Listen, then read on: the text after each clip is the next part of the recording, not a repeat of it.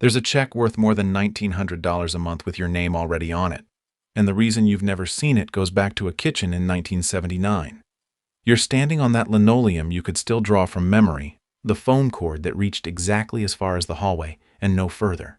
At the table, a parent, yours or somebody's, with a form in front of them. Something from the government or from the company they gave 30 years to. One sheet, maybe two. They fill it in with a pen they had to shake to start, check the boxes, fold it along the creases it came with, and mail it back. And that was the whole thing.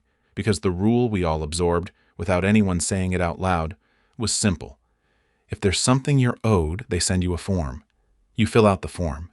The end. Nobody in that kitchen knew that same assumption would one day leave an average survivor benefit of more than $1,900 a month sitting unclaimed. A check the system was never going to mail unprompted. And that's only one of them. There are 5 of these forms, 5 separate applications, each one attached to money someone in our generation has already earned, and not a single one shows up on its own. They wait. They wait for you to know they exist and to ask for them by name. And almost nobody does, because nobody was ever taught there was anything left to ask for after that first sheet went in the mail. So before we go further, one honest note. I'm not a lawyer, I'm not a CPA, and this isn't personal financial advice. It's just the paperwork our generation was never handed the map to. So you can walk in knowing the right questions instead of finding out years too late that the answer was sitting there the whole time. And if you remember a moment like that kitchen, a parent, a form, the quiet faith that the mail would tell you everything you needed to know, tell me about it in the comments. I want to know if you saw it too. Here's what makes our generation different, and it's worth being honest about. We are not naive people. We watched institutions break their promises in real time. We saw the pensions our parents were told were guaranteed, get frozen, converted, quietly walked back. We lived through 2008, watched the account statements thin out, watched people who did everything right lose the thing they'd been counting on. So if there's one generation you would not expect to leave money on the table out of blind trust, it's us. We check. We read the fine print. We assume someone's trying to get one over on us because often enough someone was. And yet, when it comes to these forms, we go quiet. Not because we trust the government. Most of us don't, not really. It's something more specific than that. And once you see it, you can't unsee it. We were trained to believe that a system communicates. That if a benefit had your name on it, a letter would come. That silence from an institution means there's nothing there. An empty mailbox is an answer. That's the part that's backwards. Because Social Security was never built to volunteer what you're owed. It was built to process what you specifically ask for. It's not a system that reaches out. It's a system that responds. And those are two completely different things. One tells you what's yours, the other waits, patiently, indefinitely, for you to already know. That's the quiet trap our whole generation walks into. We mistook silence for a no. We treated the empty mailbox as proof there was nothing to claim when the empty mailbox was never going to say anything at all. Because nobody at the other end was ever going to write. The money isn't hidden. There's no conspiracy here, no villain in a back room. It's just sitting behind a door that only opens from your side, with a form you were never told to fill out. And over the next few minutes, I'm going to walk you through all 5 of those doors, starting with the one that costs widows and widowers the most, and the one almost none of them ever hear about in time. Picture a woman. Let's call her Margaret, 69 years old. Her husband passed a few years back. She did what she thought you were supposed to do. Years ago, she filed for her own Social Security on her own work record, and she's been collecting that check ever since. In her mind, that decision is closed, done. She filed, the money comes, that chapter's over. What nobody told Margaret is that when her husband died, a second door opened, and it's still open. There's a form, the SSA 10, the application for widows or widowers' benefits, and it exists for exactly one reason: to pay a surviving spouse based on what the person they lost had earned. Here's the part that lands. A survivor can receive up to 100% of what their deceased spouse was getting, not half. Not a token amount, the full check, and the average survivor benefit right now runs north of $1,900 a month. So if Margaret's own record pays her, say, $1,400, and her late husband's would pay her $19, she isn't entitled to both stacked on top of each other. But she is entitled to the larger of the two, which means every month she stays on her own smaller check, out of the honest belief that her filing decision was final, is a month she's leaving the difference on the table. Over the years since he passed, that's not a rounding error. That's a car. That's a roof. That's the cushion that would have changed how the last few years actually felt. Now, I have to be precise with you here, because this is where a lot of well-meaning advice gets people into trouble. There's a rule about back pay. Social Security will pay a survivor up to 6 months of benefits retroactively, but that 6-month window only works cleanly if you're already past your full retirement age when you file. Margaret, at 69, is well past it, so for her it applies. But if you're a 60-year-old widow claiming early, that retroactive lump sum isn't sitting there waiting the same way. Claiming before your full retirement age permanently reduces the monthly amount, and the back pay math changes entirely. So please hear the qualifier, not just the headline, the up to 100% the 6 months back. That's the past full retirement age picture. Below that age, it's a different calculation, and one worth sitting down with someone over before you file. But the core recognition holds no matter your age. If you're a widow or widower, and you filed on your own record years ago and assumed that was the end of it, it may not be. That door is still open and it doesn't close on its own. If that's you, or if it's your mother, your sister, someone you love who's been quietly getting by on the smaller check, tell me in the comments. I'd bet you're not the only one reading this who just recognized a name, and keep that number in your head because it's about to matter again. How many separate applications do you think exist just for spouses? Because the widow's form is only the first. So how many is it? Just for spouses, there are 2. The widow's form was 1, the second is the SSA-2, the application for a spousal benefit. And this one's for the living. Here's the shape of it.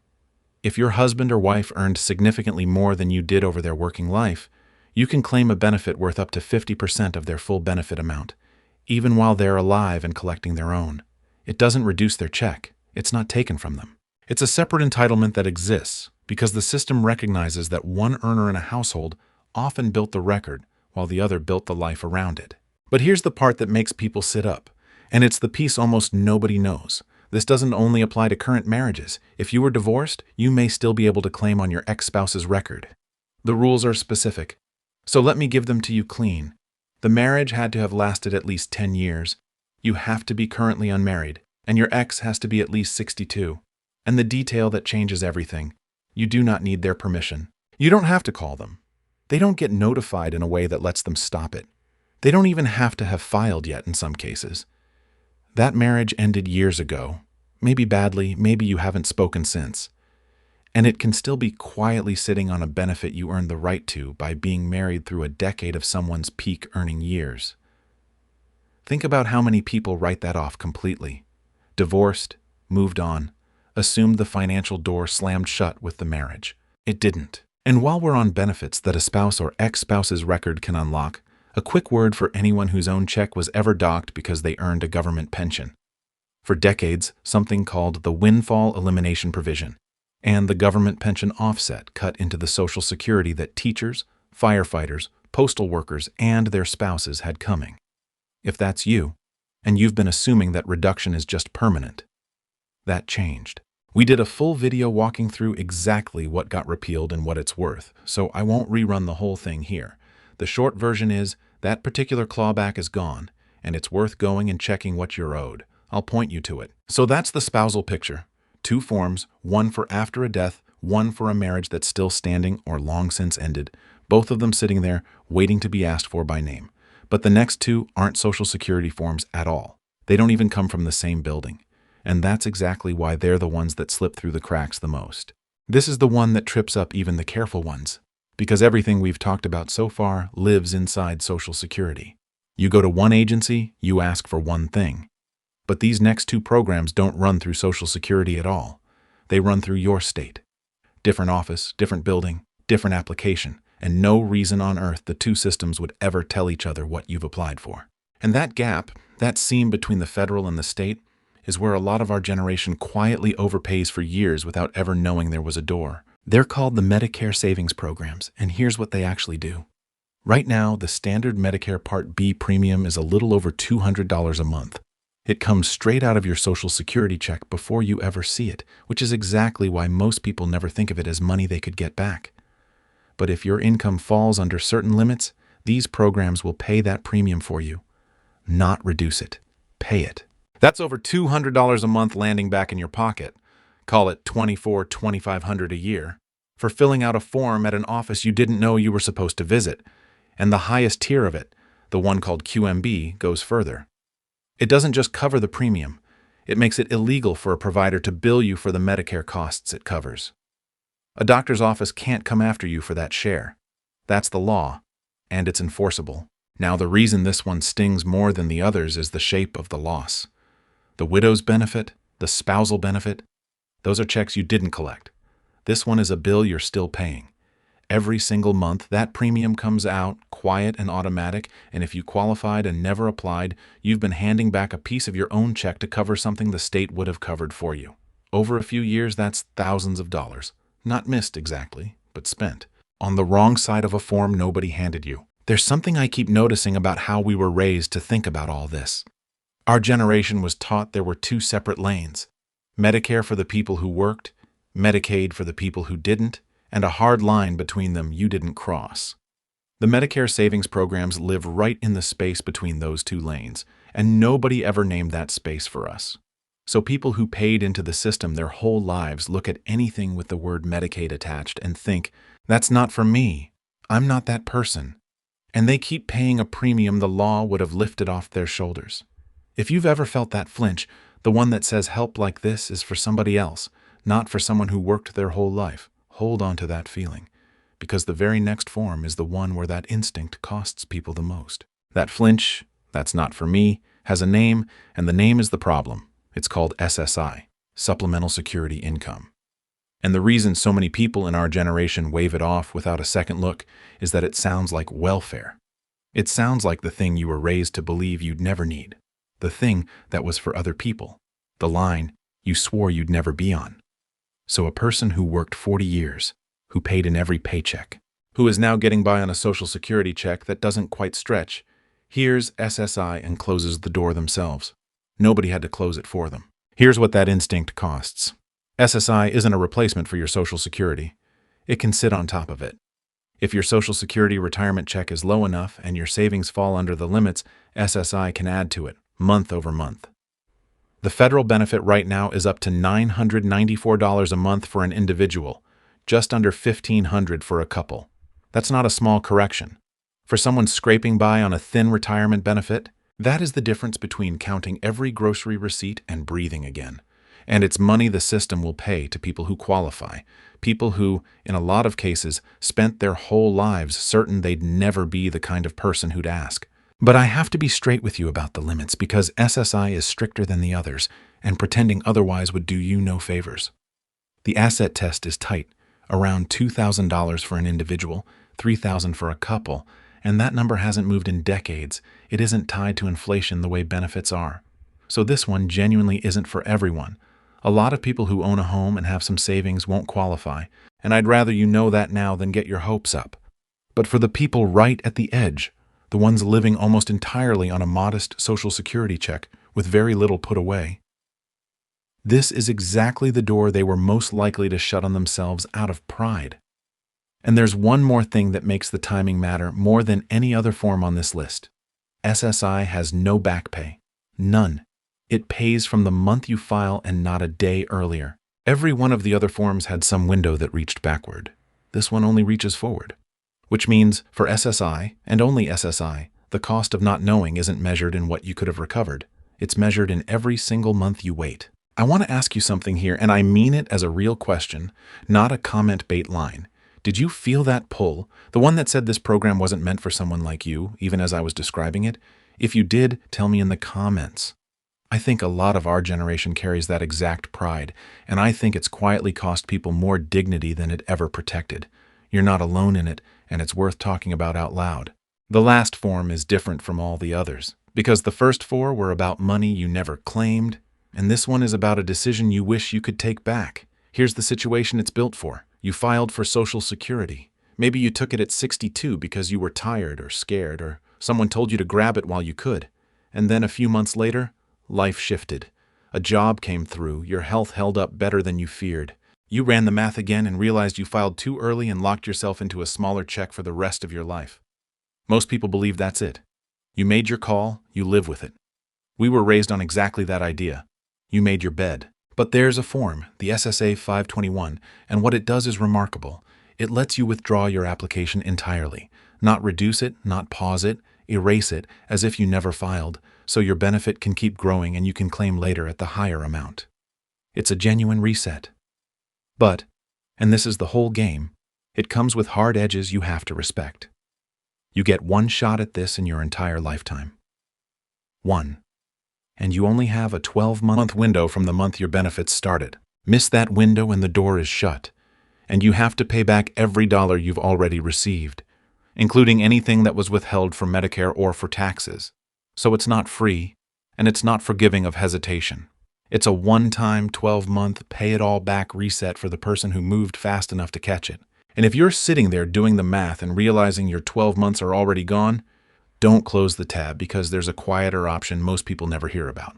Once you've hit your full retirement age, even if the withdrawal window has long closed, you can ask Social Security to suspend your benefit. You don't pay anything back. You just voluntarily stop the checks, and for every month they're suspended, your future benefit grows. It won't undo the early filing the way the 521 would, but it can claw back a meaningful piece of what that early decision cost you. So there's the version for the person who caught it in the first year, and there's the version for the person who didn't. Which is most of us, honestly.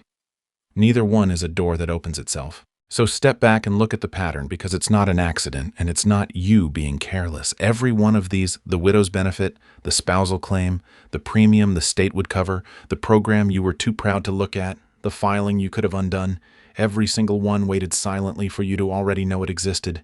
And there's a reason our generation, specifically, keeps walking past these doors. We came up inside institutions that only ever talked to us in one direction. The company told you what your job was, not what your benefits were worth. The HR office answered the exact question you asked and volunteered nothing past it. The pension statement arrived once a year and told you a number, never a strategy.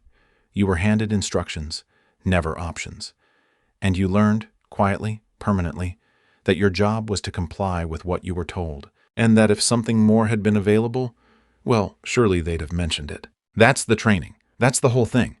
It wasn't stupidity and it wasn't laziness. It was a completely reasonable response to a world that taught you to wait for the notice. The trouble is that the notice was never coming because the people who could have sent it were never in the business of sending it.